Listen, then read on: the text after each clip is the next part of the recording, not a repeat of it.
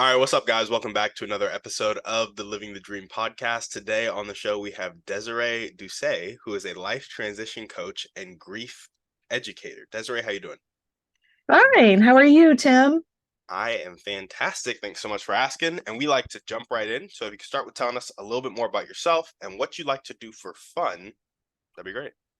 All right. So again, my name is Desiree. I'm a life transition coach. I'm based out of Atlanta, Georgia, but I work with clients all over the world via Zoom and and I'm also a yoga teacher. So I'm a trained yoga teacher. And a couple of years ago, I went to grief educator training, kind of to help me process my own stuff. But what I love to do for fun, I have a little camper and I will take that out. It's like a tent on a trailer. It's not anything fancy. Yeah. It's not a traditional pop-up, so it kind of looks like a spaceship. So took that out a couple of weeks ago and went to the Smokies, which is about 4 hours from my house. And we went and watched the synchronized lightning bugs. So that was really cool. They happen this time of year in the Smokies. Synchronized lightning bugs. Yes, one flashes and then they all flash like little twinkle lights, and then they go off for a few, like 30 seconds, and then one flashes and they all flash. It was really cool. Wait, It was neat. do they do that for like a survival thing? Like what is that? It is a certain species of lightning bug, and it happens in the Smokies. It was on CBS Sunday Morning about a year ago, and I was like, "Oh, I need to see this." And so, Solid.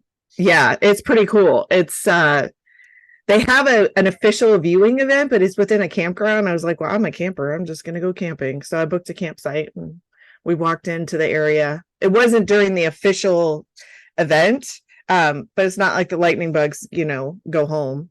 I mean, that Yeah, is their home. I gotcha. I gotcha. Well, there we go. Okay, so life transition coach in Atlanta. You also are a yoga teacher and grief educator. Tell us a bit about your motivation. What really gets you up and keeps you going every day? I absolutely love helping people. And I David Kessler, who I studied grief with, talks about the final stage of grieving is finding meaning. And I believe that has been my path. Like that's my path has led me to this point where I want to help people make it through these really, when your life just completely gets shaken up, like your whole snow globe gets shaken up and you're like, what is going on? There can be joy and there can be happiness. Even moments of happiness are beautiful moments, even in the midst of really, really difficult times. And I found that through perspective shifting. And Brene Brown talks about if you numb the hard stuff, you also numb the good stuff. Mhm. And that really stuck with me, especially during some difficult times. And we were able to have some really joyful moments with my mom at the end of her life. And I was like, I want to help people find this with their loved ones or in their journey. I remember I went through a divorce right before my mom got diagnosed with a terminal illness, and I was just like, this is awful and this is not fun to feel this way. But there were beautiful moments in the midst of it, and that's what we live for. That's what we cling to when we're going through that. And I want to help other people find that and understand that they can shift their perspective. That was something that when you understand that, you're in control. You have the power in how you view a situation and the next step that you take. And that's really an incredible secret to life that I don't think I didn't grow up with. So I want to spread that and help others navigate times of transition with more grace. Yeah, yeah, absolutely. I love that. And so, at what point along your journey did you come to the point of you're like, yeah, this is what I want to do. I want to help people make it through and shift their perspective. I actually decided to do this twice and I forgot about it the first time. So yeah, that's kind of funny. So the last time was in 2021. I had lost my job. I worked in IT for 20 years. And I was like, I don't want to do this anymore. My job went away because of COVID. And I was like, I don't want to do this. And yeah, so I took a couple months off to kind of figure out I was like, what do I want to be when I grow up? And I landed on coach, and I was like, oh, and then I'm not going to lie, like the reception of my friends and family, like one of them was like, somebody's going to pay you to do that. And I was like, really? And then somebody else was like, oh, everybody's a life coach right now. And I was like, okay, that's great. But I went through I started looking at coaching schools, and I went through my email, and I discovered that I had made this decision in 2016. I just never actually did it. And uh, because the life coach school that I ended up choosing in 2021 was the same life coach school that I was talking to in 2016, I had just forgotten. Mm. And I found some notes. I had gone on a personal retreat with a therapist that was also a coach. And in there, she sent me a bunch of notes of things that we had discovered. And I said in 2016, I want to be a coach. And I was in the midst of, I had filed for a divorce and then dropped the filings, and I was trying to make my career work, and everything was bananas. And so I understand why it wasn't the right time. But yeah, I actually decided it twice, and I was like, okay, well, when this happens, when you are searching in Gmail and you're like, I've already reached out to these people, like, why didn't I do this? You just realize that that's another little signal that you're on the right path. Mm. Yeah, I love that. It's cool when you always loop back around to what was kind of always in you. Um, Yeah. And then that's where you realize, like, this is it, right? yeah, Like, I'm going for it. yeah, no, for sure. And specifically, it speaks to like, as tumultuous as life can get sometimes, you cling to like the best parts of yourself because you're Mhm. always trying to like bring that out. And so you tried to bring it out in 2016, you're trying to bring it out in 2021. And really what you need is just to give yourself space to bring it out. And space and grace and patience and all that stuff. And eventually it'll come out and you'll start to kind of just align with your life and who you want to be and all that good stuff. So I like it. Yeah, I have more stories like that, but I don't want to take up our whole episode talking about that. But it is last year around this time, I was going through a difficult time, and I found this meditation journaling practice where you do it first. If you could do it first thing in the morning, or even if you wake up at 4 o'clock in the morning, you put on headphones and you play this binaural thing. It stimulates both sides of your brain. So you need to listen to it with headphones, and you go through and thank your higher power and whoever you want to call in as your guides. It was super woo woo, and I was like, really, is this really? But it kind of dropped in my lap, and I was like, I'm going to try this. And then you ask questions like, what do I need to know today? And this bubbles up from inside of you, and you just write whatever comes up. And it was incredible, because that was where I got this message of saying, you need to rest. And I was like, no, I need to be building my business. I'm angry. I don't need to be resting. And I got it. I got that message like every day it was almost a month before I was like, okay, maybe there's a point here. And what it was my inner being bubbling up, my inner sage saying, you're exhausted. You have been through absolute, like, life shifting things consecutively for almost 10 years. And you need a process before you can really stop and help people. And so I put everything away, and I just said, I'm going to get up, and I'm grateful that I had the capacity to do this. Like, not everybody has that capacity. Um, I had saved well, and I was able to just say, I'm going to set some time aside and see how long this goes. And I started working on myself, and I had to work on my being before I could start really getting out there and helping people. And I think that's what the message that I got last year when I was doing that journaling. And I need to do it again. I was just thinking, I need to get my journal out and start doing that again, because I feel the call for some direction right now. And so that's always within us, that intuition and that guidance. And depending on what your belief system is whatever you want to call it. But I believe that we have that intuition, we have that guidance, and it's inside of us. So many of us just don't stop to listen to it. Yeah, no, I completely agree. Well, speaking of that, let's go ahead and jump into dreams and goals then. What's your vision for your life and your business? I would love to I mean, I have discovered so many tools on my journey that I would love to share and help others, like, build a life that they are excited about. And I was talking to my sister about this the other day. I'm actually gonna pick up and go stay with her for a couple weeks because she's having surgery, and her husband and the kids are going to be at scout camp.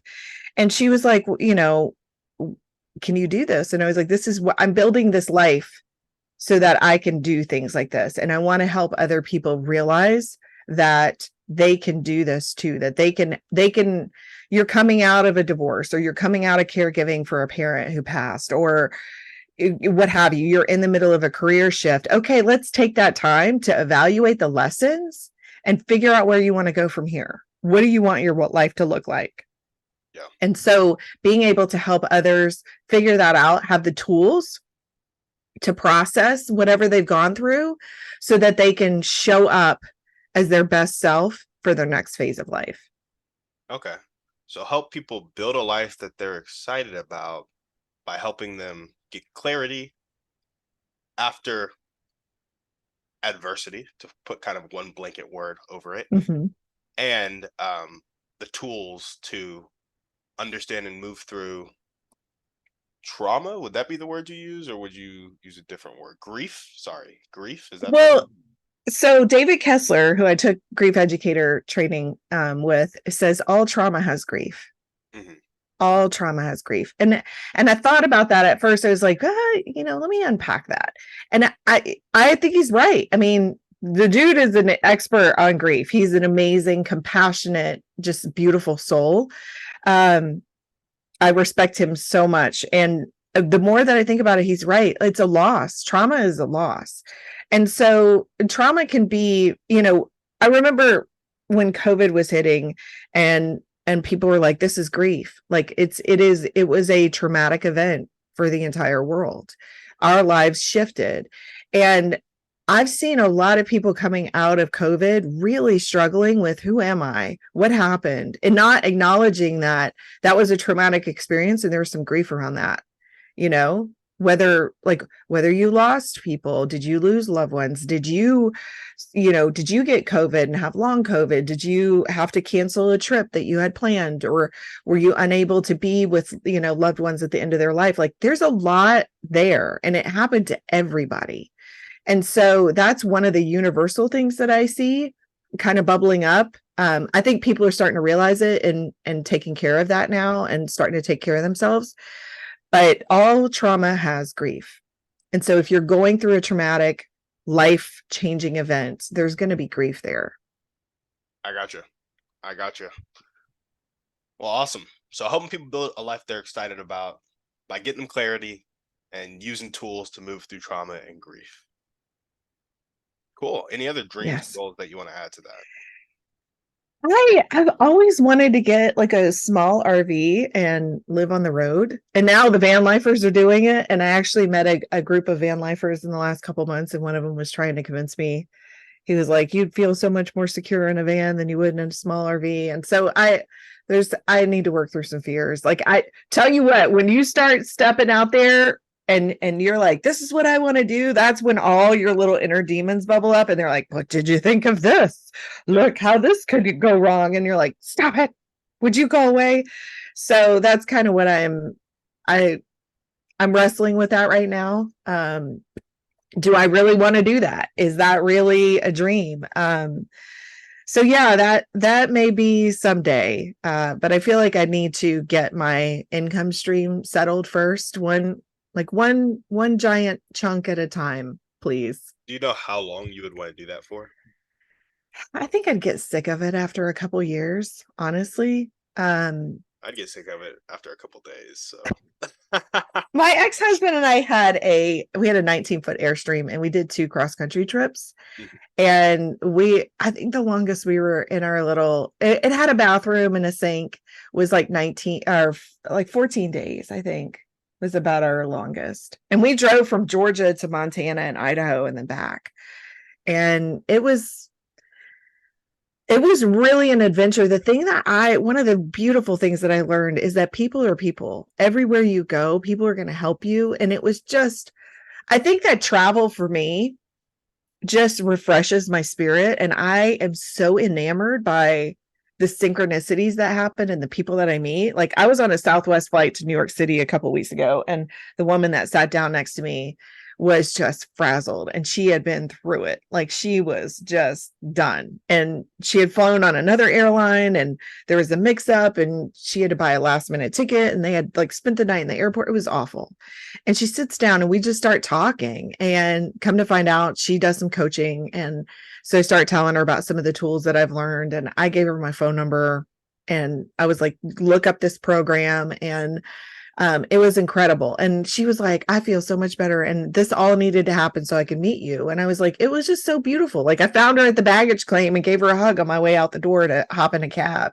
Yeah. And I think that traveling like that is just so refreshing to me in some way. I don't know, because I'm open to all those crazy synchronicities happening, and just it's kind of beautiful the way that life unfolds. Yeah, I think routine is great because it allows you to be a bit more productive, which can lead to a bit more effective, but it also can lead to disengagement, which it often does. And so when you have a routine, it's like I think the most number of car crashes happens 5 minutes away from home or something Mhm. like that, just because Yes. you're so used to driving the roads that you're not fully in it. And I think it's a similar thing with traveling. When you're stuck in your routine, you may not be fully present, but when you're traveling out in a new state or a new country and there are new people around, and it's like, I don't know the roads, I don't know where the good food is, I don't know all of these things, you're much more in the moment. And then it's like those synchronicities are literally happening all around us. All this, like, it's amazing that we wake up every day. Like, it is epic that we wake up every day, but we take that for granted because we're stuck in our routine. And I feel like when you bring yourself into the present through that travel, it's easier to notice the small beautiful things in life that we would typically miss because of our routine. So I think I love that perspective, Tim. That's like so wise.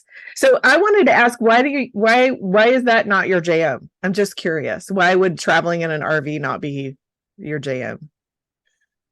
um I'm just a people guy, and so like specifically like a walk through life with people type of guy, and so I really want to bring that level of presence to my world by walking through life in a very real way with people, like in a way that like breaks our routine, and in a way that we're actually, because like there's enough around us every day to like notice those synchronicities and like really be engaged, but because of our routine and because it's so easy to be in a routine when we stay in one spot, we can neglect that. But you really don't have to live like that, and I really don't want to. But I want to travel, don't get me wrong, I just don't want to be continuously traveling.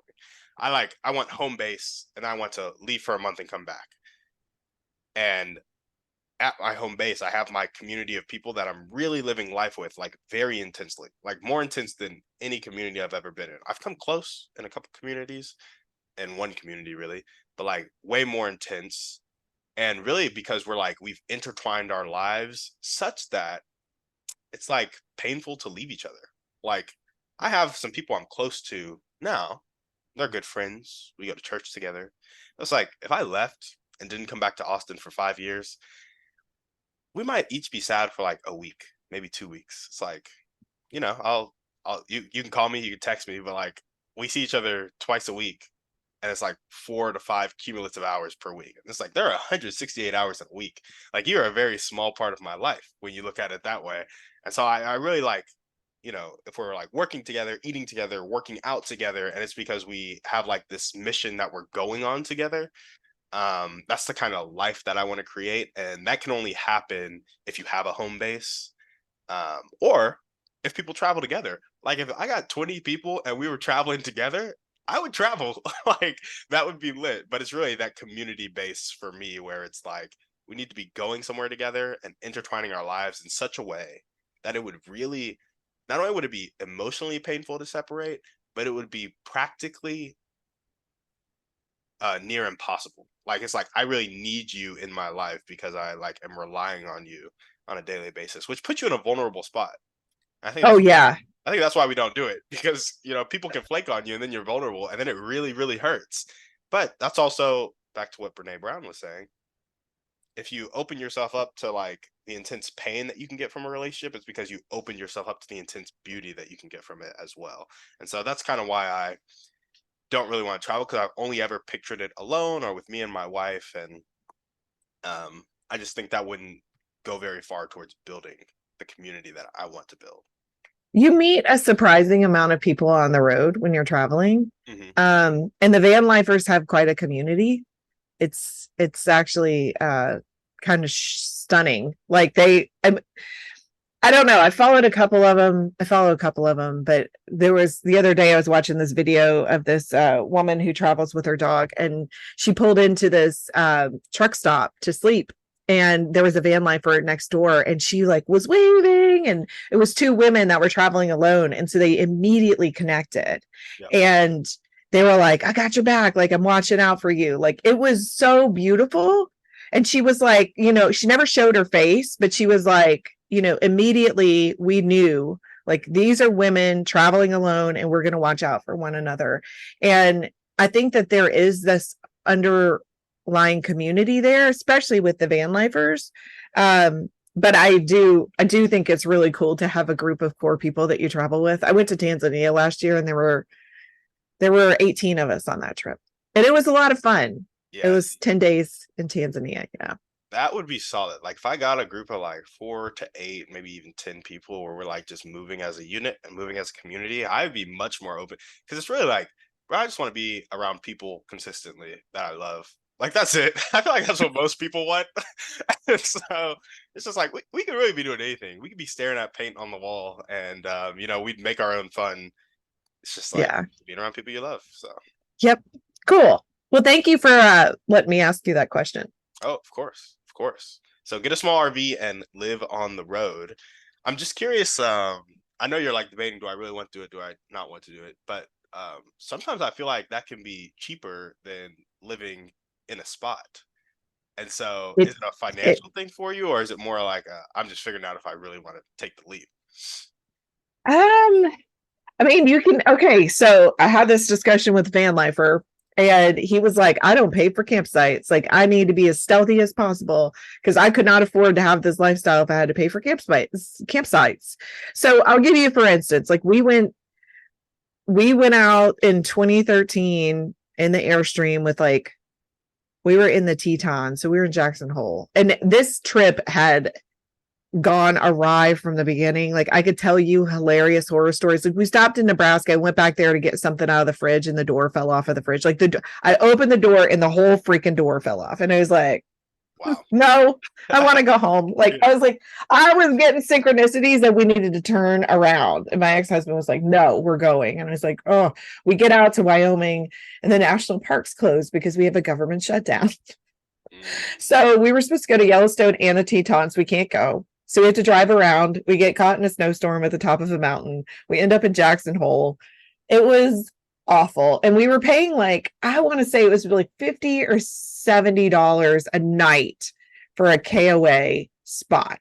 Like gravel driveway, it was beautiful. I think we were along a river, the Snake River maybe, and it was gorgeous. But I was like, this is crazy. That was probably one of the most expensive campsites. The campsites there were really expensive. So it depends. Like if you're in the West and you're on BLM public land and it's just like drive up and camp wherever, that can be cheaper. And a lot of times you're cooking your own food, so which can be a plus or a minus. So it'll be a little bit healthier and usually cheaper. But it depends on what it depends. You can buy a $200,000 diesel pusher and have a beautiful $70,000 Jeep that you're towing behind it and stay every night in campgrounds, and that will be very expensive, more expensive than people living in a sticks and bricks house. So it just depends on what you want. Like you can remodel your bathroom and use ceramic tile. It's a lot cheaper than white marble, so it depends on what you want your lifestyle to look like. And I think I would want to be in national parks most of the time, that could be a problem because there's no internet connections. Like I had no service in the Smokies, and you're not even going to get satellite because the trees, you're just not. So there's no way that I could work from a situation like that every day. I'd have to drive out of the park and Yeah. work in a parking lot, which would not be fun. Like that kind of defeats the whole purpose. So there's a lot of things to consider. It's not necessarily a cost thing. It's more of an adventure thing. Yeah. And I don't have kids. And so like on one hand, not having kids and not being married anymore is incredible. And being in the midst of this career and inventing this life where you can work from anywhere is so freeing. But it can also be so intimidating that you're like, I don't know what to do next. And then you just freeze. I got you. So I'm learning that freedom can actually be paralyzing if Yeah. you let it. Yeah, that reminds me of like the choice paradox of like, everybody says they want freedom, everybody says they want unlimited choices, but if you actually had unlimited choices, most of us would be frozen in time because we wouldn't actually be able to choose. And so it's important that you narrow down your choices. It's like, oh, I can pick from these three, but from these 10,000, I can't even, like, I have to think about them all, and that takes time, and then I have to look at them, and what if I miss one? And there's so much that comes up, which is just interesting. Like limiting your options can actually be more freeing.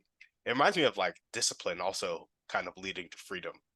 So anyway, side note. But okay, so we got 2 dreams and goals for you right now. Do you have any more that you want to add to the list? Not right now. I think I mean, I look at my life right now and I'm like, I kind of feel like my plate is full. Yep. There's a lot of work that goes into building a business and creating products and learning all the skills. I'm very lucky in that I have IT skills. So a lot of that stuff, I'm like, oh, I can pick that up. It's a lot less struggle than a lot of folks that don't come from a technology background because I kind of understand the underlying web technologies and whatnot. But I kind of feel like my plate's full right now with those dreams. And I mean, I have dreams for what I want. I want to grow more fruit trees, and I have a couple blueberry bushes on the side of my house, and I just love going out there and picking blueberries. And just there's this joy of I grew this, like sunlight and Mother Nature gave me this gift, and I have it with my breakfast, and it's lovely. And so I think that there's a part of me that wants to move to a little bit more of a rural community, but yeah, I don't know. Like I think there's a country girl. I lived in a small town in Louisiana for a couple years, and I drove my 4-wheeler around town, like on the streets. It was ridiculous. It was ridiculous. And my dad bought his old high school and turned it into an antique mall, and it still exists today. Like I had this incredible childhood, but we were like kind of country. But I don't know, but we still went to school in the city about 45 minutes away. My mom did not love that commute.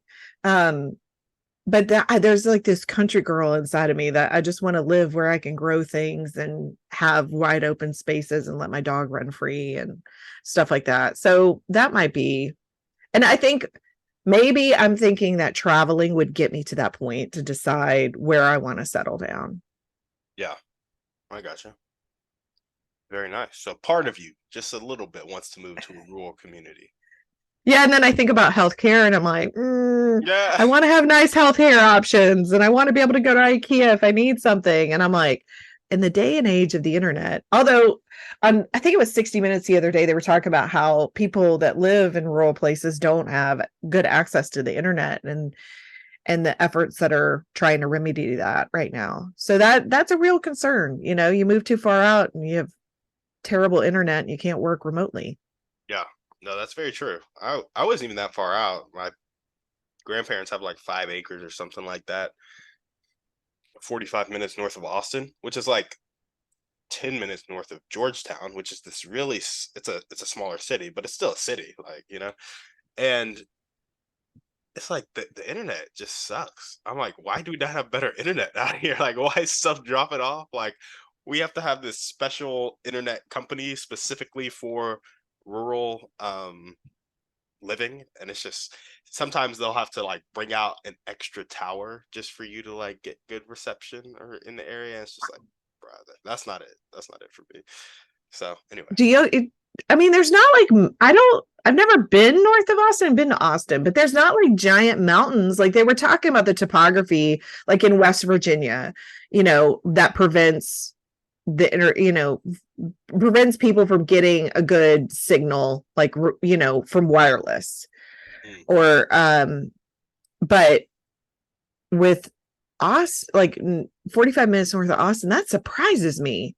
Well, it's not That's that. crazy. Yeah, yeah. It's not that you couldn't get internet. It was like easily accessible, but it just wasn't high quality because you were out in the country. And so Like dial up. basically the speeds only got to a certain speed and it would drop every now and then. And they're like, if you want to improve it, you just have to pay for your own personal tower and then you'll have optimal speeds. But that was like a couple $1,000s or something like that. So Good grief. yeah, No, thank you. honestly. Yeah. Well, cool. What are the top 1 to 2 skills that you can develop right now to make these dreams and goals come true? I think it's I'm thinking of it from like a business perspective, and I'm like, oh, social media marketing and all the things. And then I'm like, I think it's going to be more soft skills of I definitely have the perseverance. I've learned that. But it's continuing to get up and say, okay, this is my brain trying to talk me out of doing this. I'm going to do it anyway. So picking up on those signals of this is me trying to self-sabotage unconsciously. Let me go ahead and, set that aside and keep taking action, even when I'm a little bit fearful or a little bit resistant. So that's probably the biggest one, is getting over myself and continuing to take steps forward, even when I'm not 100% certain. But action leads to more clarity, and it also continues the motivation. Yeah. So I'm learning that if I just sit down at my desk and I'm like, I'm going to work on this for 20 minutes, I get sucked in, and usually it's far less effort than I imagined, because you can sit there and stew. So that's one. Two is probably just getting better at, I feel like there's so much noise right now in social media and the web.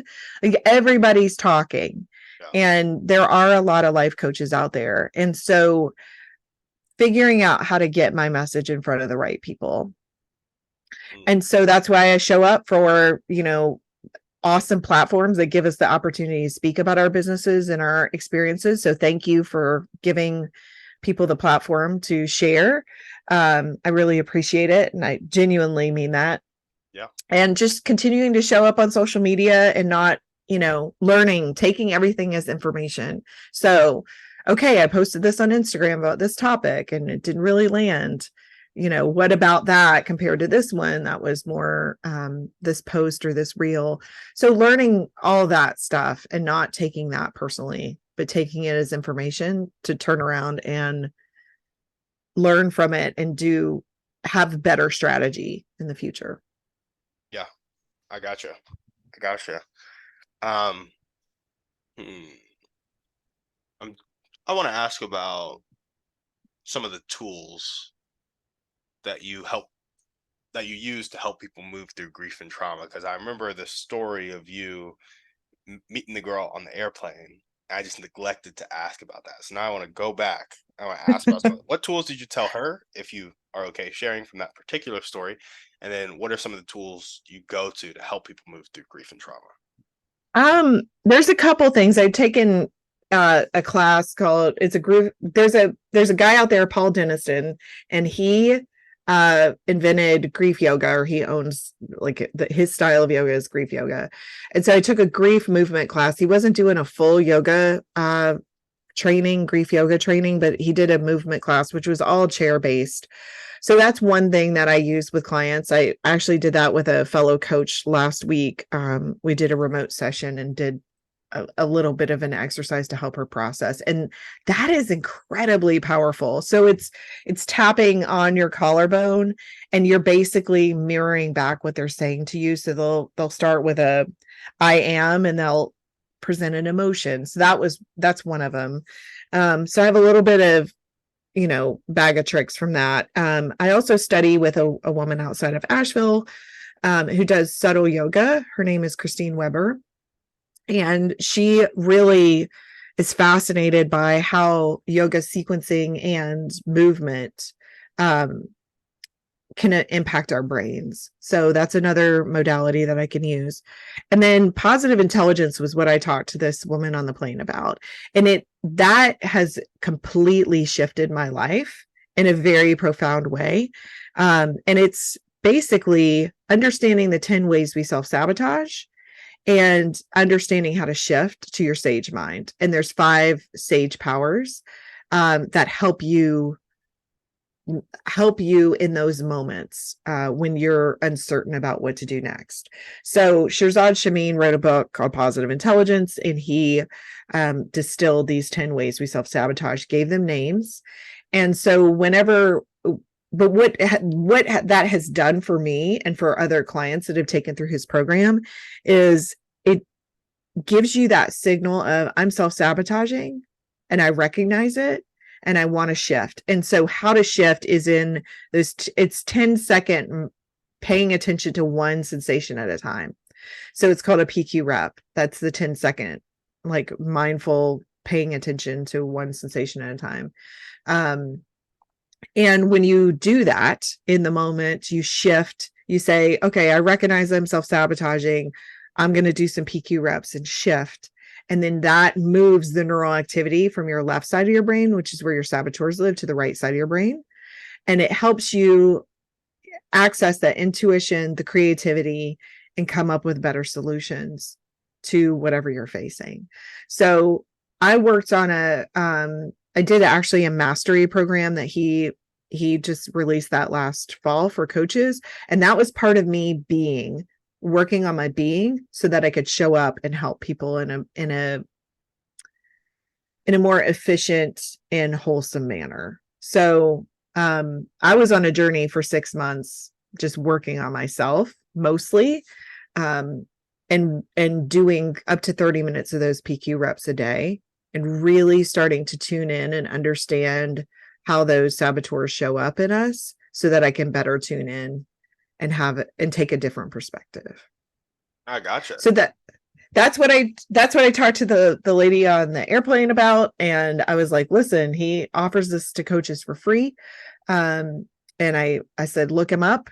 And it has changed my life. I had crippling anxiety in 2021 on a trip to Alaska. And that's when I realized, like, we need to get this in check. And I was like, I don't want to go on medication. I don't want to do that route. That wasn't right for me, but I didn't know how to fix it. And when I found these PQ reps, I can 99% of the time take myself out of a spiral by a few minutes. Or if I can't, I allow myself to be in my feelings. I freak out, and then I can bring myself back. It's just a lot shorter of a recovery time period than it used to be. I gotcha. There we go. And the PQ reps, you said it's paying attention to a sensation, and then to one of your senses. So it could be, you could do it visually, you could do it by hearing, you can do it by just feeling the breath move through your body. So I had somebody in my first group that I took through this, and they were like, how is this different than mindfulness and meditation? And I was like, it's different in a couple ways. One is it's micro, like, right? And it teaches you, I call it tactical mindfulness. So it teaches you, I'm in line in the grocery store and the person in front of me is having a complete meltdown. And I don't, I see that, because the other cool thing is there's mirror neurons. And this was something that a therapist had talked to me about years ago. We pick up on other people's stuff, right? Yeah. So have you ever walked into a room and you're like, somebody is not happy in here. And then you encounter this person. You're like, I feel like I need to go take an energetic shower after this. Like, I don't want to absorb whatever that it could be, their negativity or whatever. Or you could see somebody who's really bubbly and loving and just authentic, and you're like, I love being around this person.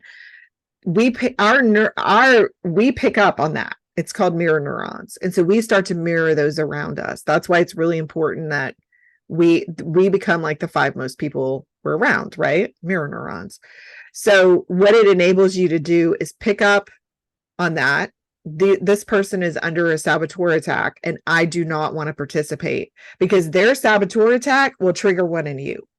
Yeah. And so when you can pick up and say, nope, I'm not getting in that pool, and you can shift, that puts the power back in your pocket. And then the interesting thing is, by you shifting, you can impact them in a positive way. You can help them shift because of those mirror neurons. It works both ways. Yeah. I love it.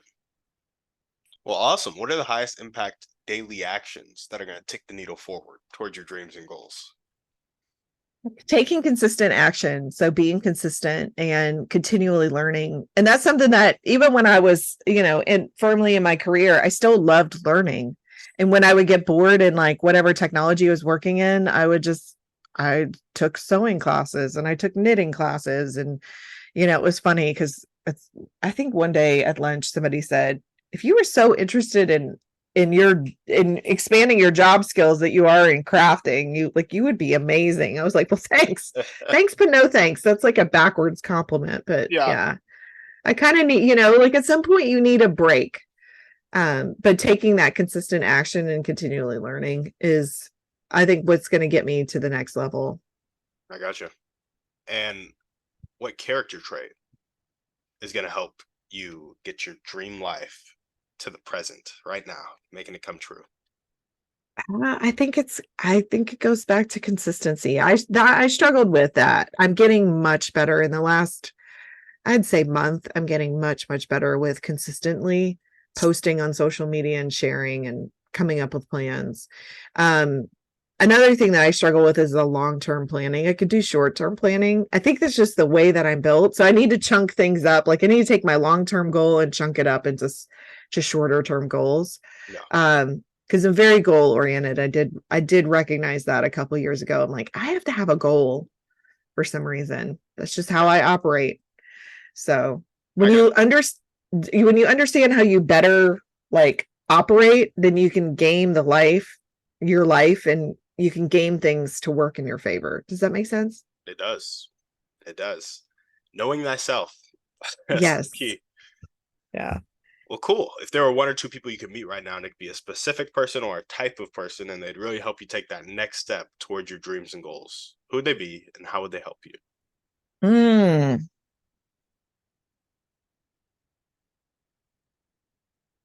This is going to sound corny, and I don't want to get emotional about it. I wish I could talk to my dad. He died when I was in my 20s, and I miss him every day. And he went through building a law practice at he had 2 kids and went to law school, and he couldn't work. And he and my mom were married, and they had a house, like they had to rent out their house.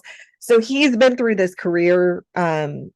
He went through this career change late in life. And then my mom was pregnant with me when he graduated from law school, and he built his business. They built his law practice. I would love to be able to talk to him. So it's not like and it's just so that I can feel supported by him. And to hear some more of his story and what he did, what he struggled with. And then I think the other person, I do have a mentor, and he's great at helping me with big picture stuff. I don't know who else I've kind of felt like I've found my little inner calm yogi, my sage, self. So I try to tap into that when I feel like I need motivation. But I think it would probably be awesome to meet somebody who is like an expert in digital marketing and SEO. Like, Gotcha. And those are they might not be the same person, but just help me figure some of that out right now. That's kind of when I'm like, oh my goodness, this would be helpful. It's a whole skill. Like when people say, oh, you work in IT, I'm like, IT is like this giant thing. I worked in a very small sliver. Like your job, like it just becomes not, I don't want to say routine, but it's easy to you because it's familiar. And so you step outside of that, even if you're in the same sector, it's very different. Yeah. Like internet marketing is very different. Oh, and then in internet marketing, Facebook ads is different from TikTok ads, is different from LinkedIn ads. It's like it's also different. You can specialize in each of them. Um, have you ever heard of Alex Hormozy? Mm-mm. Mm. He has this thing called customer financed acquisition that he talks about in an hour and a half presentation on teaching people about marketing and sales. And basically, it's a pricing model such that you can acquire customers without money being a bottleneck on your business.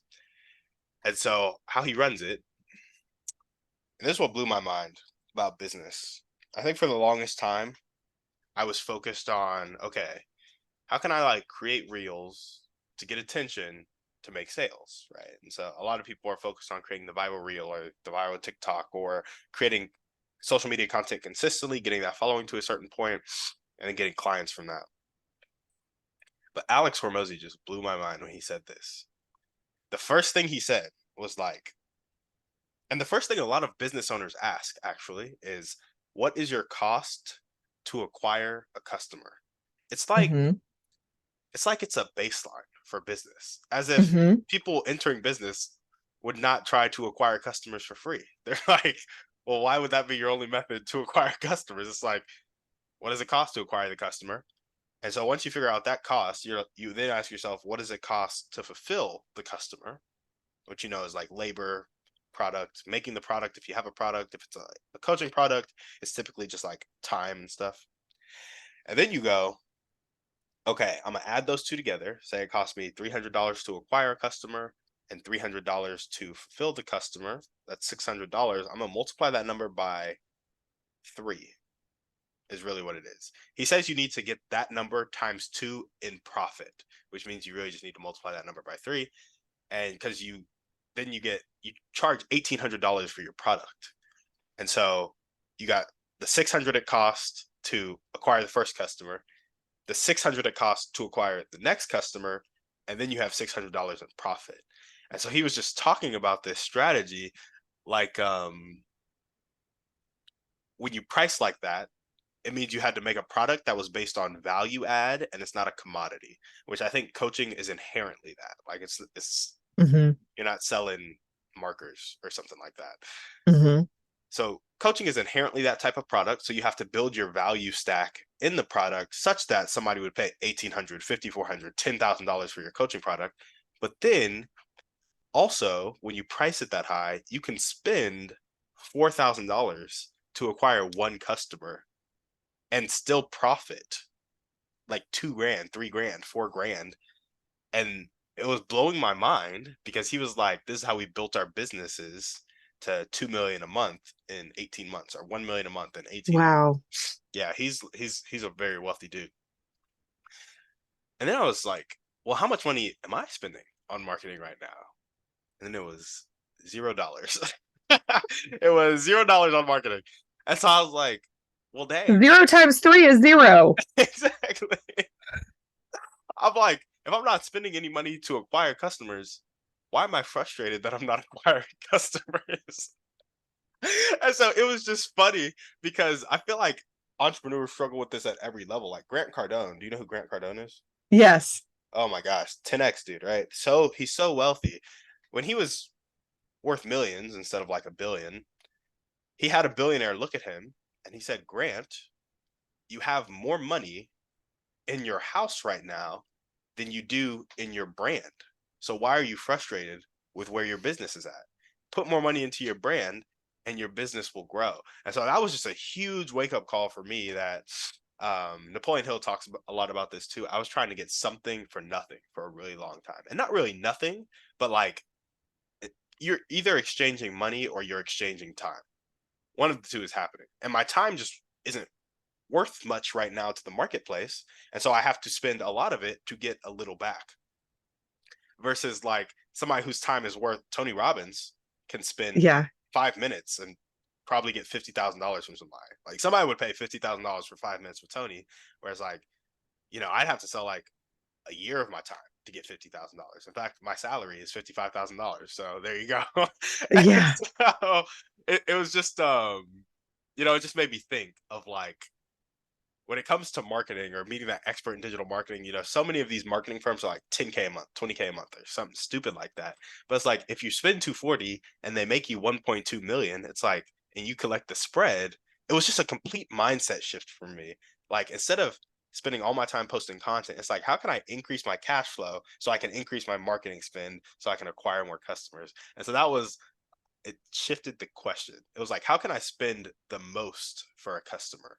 Because if you can afford to spend $10,000 to acquire a customer, you'll beat out the competition who is only spending 2,000 to 3,000. And that's because you have a product that's priced at $30,000, right? But that means you're providing $30,000 worth of value. And so it just blew my mind when he walked me through that. And yeah, just wanted to share it with you. That's really cool. So the interesting thing is I grew up, my dad, had his own law practice, and he was a trial attorney. And so and a lot of people call them ambulance chasers. And they advertise a lot, right? Personal injury attorneys advertise. And so my dad refused to advertise. He's like, I don't advertise. And I was like, why? Like, here's all these trial attorneys advertising all the time. And he's like, because if you do a good job, you're going to be referred. And that's the best business. And so I grew up with that belief. And so this spending money to acquire customers is really foreign to me. And so I'm going to noodle that around in my brain. Thank you because I get it, right? But then it's like, then I have the scarcity mindset of like, I don't want to run, it'll shorten my runway and blah, blah, blah, blah, blah. I don't want to spend money to acquire customers, but that may be part of the problem. That may be part of that might catapult me further. So that's definitely something I'm going to noodle around. Because I tell you what, the way that my dad was building his law business in the early 80s, late 70s is very different ecosystem than what we're dealing with now in the internet age. For sure, for sure. And you know what? It's definitely both though. Like I don't want you to take that belief that you got from your dad and throw it away because it is a solid belief. Because if you learn how to acquire customers and you get to the point where you're making $1 million a month, you're either doing a really good job or a really bad job with those customers. And at a certain point, you won't be able to grow if the word of mouth isn't good. Mm-hmm. Because Alex Hormozy also talks about this. He's like, so you can get real good at marketing and you can start a business and you can make 100,000 a month if you get really good at marketing in your offer. But at a certain point, if you can just sell stuff and you can't deliver the stuff, people are going to start speaking bad about you. And that's why a lot of businesses stagnate. Their customers don't want to come back and they don't want to refer people to the business. And so that's when marketing gets more expensive as you have to go out to colder and colder audiences. And then your business starts to fail and you don't know why. And it's because people are talking crap about you because you suck. And that's kind of how he puts it. Harsh words, but the idea is still there of like word of mouth is really good. So deliver well, prioritize that good word of mouth, but also make sure you have the people who can go spread the good word of mouth because you spent the money to acquire them. Yeah. So it's both for sure. Cool. I'm really enjoying this. Thank you. This Yeah. banter. It's Of course. helpful. It's very helpful. Happy to help. Happy to help. Well, we really only have about 3 minutes left. So I have one question I'm going to ask you. I'm going to jump all the way down to our final series of questions. Usually we would talk about limiting beliefs and what action you can take to meet that person. But we're going to skip all that. And we're going to go to what is your favorite belief about yourself? That's a good one. I think that one of the my favorite beliefs about myself is that I'm unique and different. And as a kid, that was hard for me to accept because we all just want to fit in. But I'm recognizing that we all have uniquenesses, and sinking into my authenticity is helping me understand how I can take that uniqueness and help people in a very distinct way. And so I'm learning to really embrace that about myself, that I think differently and that I am different, and I don't necessarily fit into mainstream. I mean, I live in a suburban area where everybody has 2 kids and, it's a swim tennis. Like, I've never set foot on the tennis courts. I've lived here 20 years. Like, it's just not, I can be a little bit of an odd duck in that way, like who likes to go camping and see synchronized fireflies? But that's me, and I'm learning to lean into that and find my people and provide value. And I'm learning to really love myself, which is beautiful. Yeah. And priceless. It is. Awesome. Well, thanks so much for sharing, and thanks for coming on the show. Oh, this was such a pleasure. Thank you for having me, Tim. Of course, of course. And is there anything else you want to chat about before we sign off? I think we covered quite a bit. So no, I'm all good. I would like to talk, like, can I share my website and Instagram? Sure. Yep. All right. So if people are on Instagram, you can find me at Desiree.Doucet. So it's DESIREE.DOUCET. Facebook, I'm Desiree D. Doucet. That is my professional page, or DesireeDoucet.com. So DESIREEDOUCET.com. And that's how people can get in touch. If there's anything I can help you with, I'd be glad to speak to you and see what's going on and how I might be able to help. Sounds good. Well, Desiree, thanks so much for coming on the show. And if you guys are listening to this and you loved what she had to say, make sure to check her out. All of those links will be down in the show notes. We appreciate you guys for watching, and we will see you on the next one. And on that note, we're out.